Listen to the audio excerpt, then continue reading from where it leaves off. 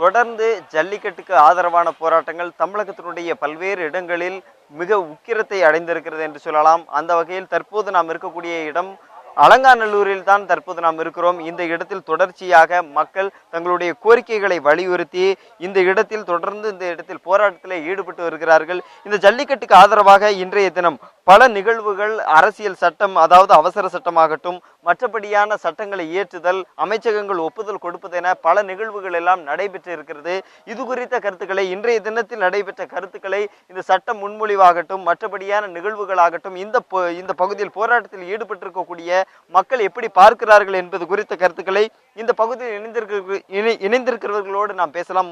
முதலாவதாக நீங்க சொல்லுங்க, தொடர்ந்து அவசர சட்டம் மூலமாக இதற்கு இந்த ஜல்லிக்கட்டு நடத்துறதற்கு மத்திய மாநில அரசுகள் நடவடிக்கை எடுத்திருக்கு. இதை நீங்க எப்படி பாக்குறீங்க? இது உங்களுடைய போராட்டத்துக்கு கிடைத்த வெற்றியை உங்களால பார்க்க முடியுதா? கண்டிப்பா எங்க போராட்டத்துக்கு கிடைச்ச வெற்றின்னு தான் நினைக்கிறோம். ஆனால் இந்த வெற்றி தொடர்ந்து இருக்கணும். அவசர சட்டத்தை கொண்டு வரோம், இப்போதைக்கு அதை நடத்திக்கோங்கன்ற மாதிரி இருக்கக்கூடாது.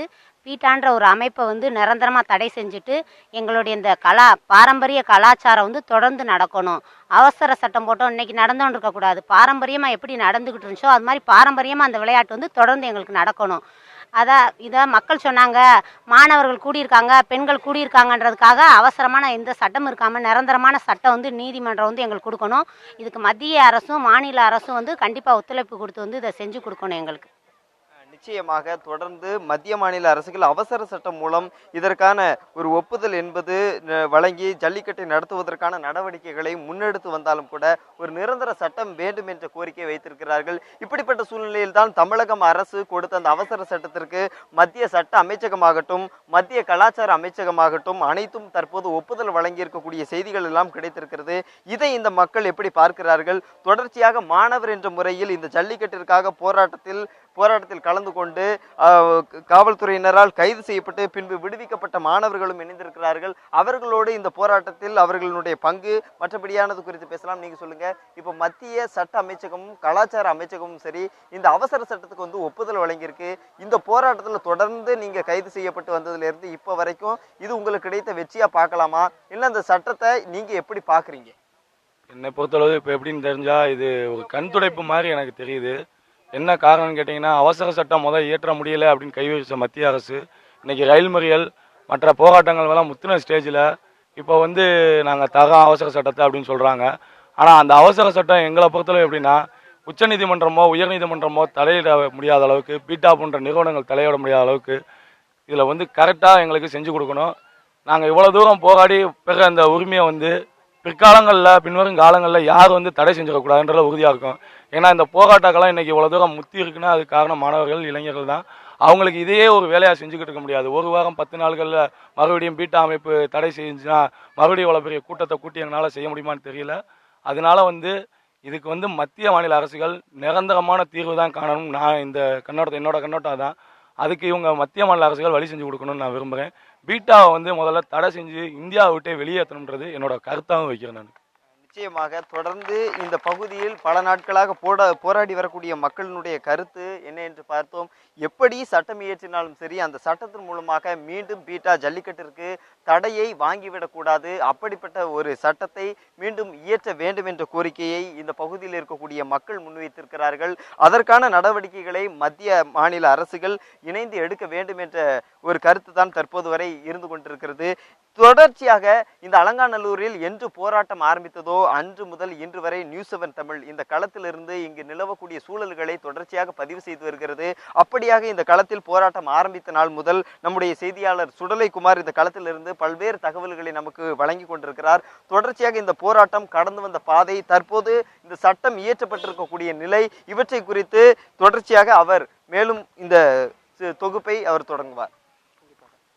அதாவது மனோஜ் பார்க்கலாம், கடந்த 16ஆம் தேதி முதல் தொடர்ந்து மாணவர் அமைப்பினுடைய இந்த பகுதி மக்களுடைய இந்த ஒற்றை கோரிக்கை ஜல்லிக்கட்டு மீதான தடையை நீக்க வேண்டும், சட்ட திருத்தம் கொண்டு வர வேண்டும் என்ற இந்த கோரிக்கையானது தொடர்ந்து 16ஆம் தேதி முதல் இன்று வரை 5 நாட்களாக இந்த அலங்காநல்லூர் பகுதியில் பொதுமக்களும் மாணவர் அமைப்பினரும் தொடர்ந்து நடைபெற்று கொண்டிருக்கிறது. குறிப்பாக 16ஆம் தேதி தொடங்கிய இந்த போராட்டமானது 17ஆம் தேதி காலை மதுரை மாவட்ட காவல்துறை கண்காணிப்பாளர் இந்த பகுதியைச் சேர்ந்த அந்த 160க்கும் மேற்பட்ட மாணவர்களையும் பொது பொதுமக்களையும் கைது செய்தனர். இந்த கைதை தொடர்ந்து தான் இந்த போராட்டமானது ஒரு மிகப்பெரிய வீரியமிக்க போராட்டமாக மாறியது. குறிப்பாக இந்த அலங்காநல்லூரை சேர்ந்த பகுதிய மக்கள் தங்களுக்காக போராட வந்த மாணவர் அமைப்பினர் எப்படி கைது செய்யலாம் என்று வலியுறுத்தி காவல்துறையினரை கண்டித்தும் அவர்களை உடனடியாக விடுதலை செய்ய வேண்டும், இந்த மத்திய அரசு உடனடியாக ஜல்லிக்கட்டு மீதான தடை நீக்க வேண்டும் என வலியுறுத்தி தொடர்ந்து போராட்டம் நடைபெற்று வந்த நிலையில் அதற்கு அடுத்த நாள் 17ஆம் தேதி முதல் இந்த போராட்டமானது தமிழகம் முழுவதும் உள்ள பல்வேறு அமைப்பினர், மாணவர்களும், வழக்கறிஞர் சங்கம் என பல்வேறு பகுதிகளிலும் போராட்டமானது வெடித்தது.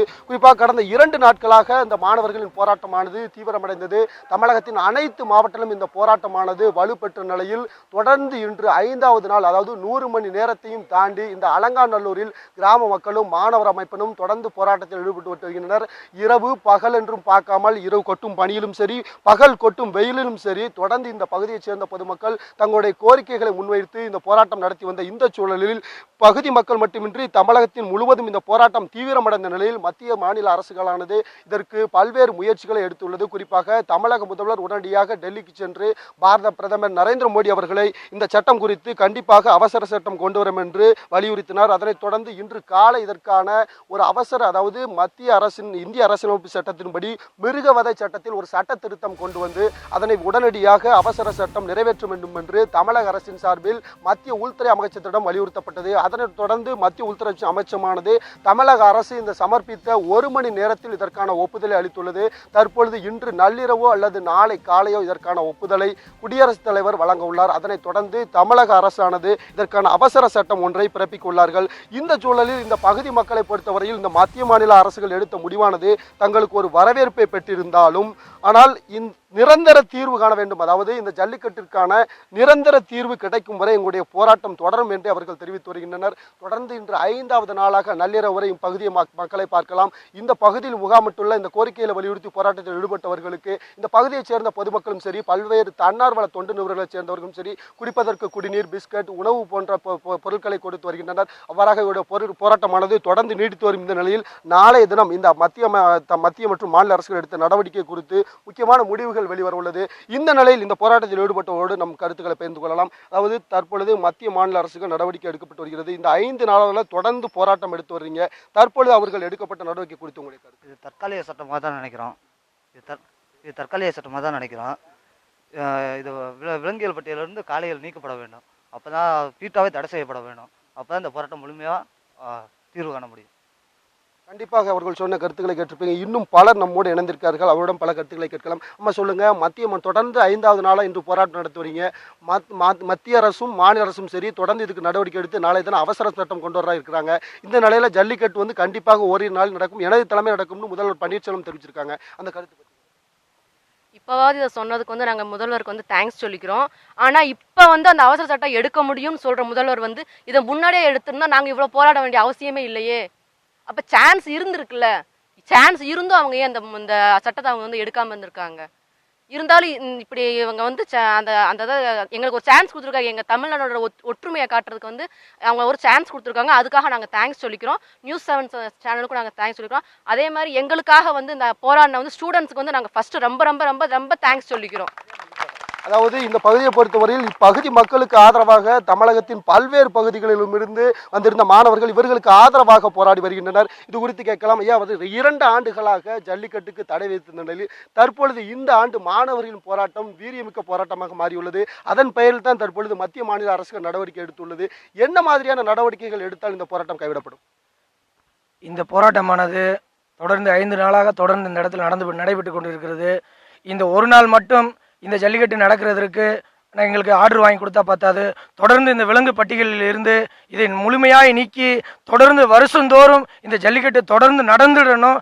அதை நடந்துறதுக்காண்டி நாங்கள் முழுமையாக எங்களுக்கு நிரந்தர தீர்வு காணணும்னு சொல்லி நாங்கள் அதிகமாக விரும்புகிறோம்.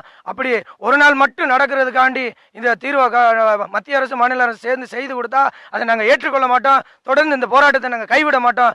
நிரந்தரமான தீர்வு எங்களுக்கு கொடுத்தா இந்த போராட்டத்தை நாங்கள் கைவிடுவோம். கடந்த 2 ஆண்டுகளாக தொடர்ந்து சட்ட ரீதியாகவும் சரி பல்வேறு போராட்டங்களும் நீங்க நடந்து வந்த நிலையில் இந்த ஆண்டு தான் 3வது ஆண்டாக இந்த ஆண்டு தான் மத்திய மாநில அரசுகள் நடவடிக்கை எடுத்திருக்கு.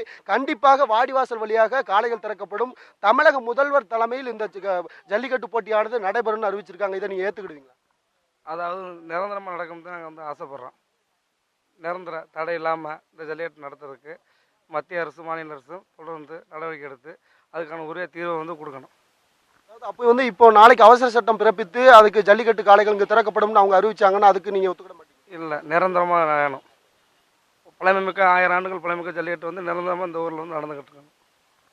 கண்டிப்பாக மனோஜ் அவர்கள் கூறிய கருத்துக்களை கேட்டிருப்பீங்க. தொடர்ந்து இந்த பகுதியில் பல ஆண்டுகளாக தலைமுறையாக நடைபெற்று வரும் இந்த ஜல்லிக்கட்டு போட்டியானது முறைப்படி ஒவ்வொரு ஆண்டும் பொங்கலுக்கு மறுநாள் நடைபெற வேண்டும். தற்பொழுது இந்த மாணவர்களின் போராட்டத்தையும் இந்த பகுதியைச் சேர்ந்த மக்களின் போராட்டமானது 5வது நாளாக நீடித்த நிலையில் தொடர்ந்து நீடித்து விடக்கூடாது, சட்டம் ஒழுங்கு பிரச்சனை வந்துவிடக்கூடாது என்ற பல்வேறு காரணங்களை காட்டி தற்பொழுது மத்திய மாநில அரசுகளுடைய போராட்டத்திற்கு, மாணவரோட போராட்டத்திற்கு செவிசாய்த்து அந்த உணர்வுகளுக்கும் பண்பாட்டத்திற்கும் கலாச்சாரத்திற்கும் மதிப்பு செய்து இவர்கள் இந்த நடவடிக்கை எடுத்திருந்தாலும் இப்பகுதி மக்களை பொறுத்தவரையில், மாணவர் அமைப்பினரை பொறுத்தவரையில் இந்த ஜல்லிக்கட்டுக்கான நிரந்தர தடை நீக்கப்பட்டு நிரந்தரமாக தொடர்ந்து இந்த போட்டியானது இங்கு நடைபெறுவதற்கான ஒரு சட்ட திருத்தம் கொண்டு வந்தால் மட்டுமே நாங்கள் போராட்டத்தை கைவிடுவோம். இல்லை என்றால் தொடர்ந்து இந்த போராட்டம் நீடிக்கும். தற்பொழுது தமிழக அரசு கொண்டு வந்துள்ள அவசர சட்டத்தை பற்றி தங்களுக்கு திருப்தி அளிக்கவில்லை. தங்களுடைய போராட்டத்திற்கு செவி சாய்த்ததற்கு ஒரு மகிழ்ச்சி அளித்திருக்கிறது என்றாலும் கண்டிப்பாக இதற்கு நிரந்தர தீர்வு காணும் வரை இந்த போராட்டம் தொடரும் என்பதே இவருடைய கருத்தாக இருக்கின்றது.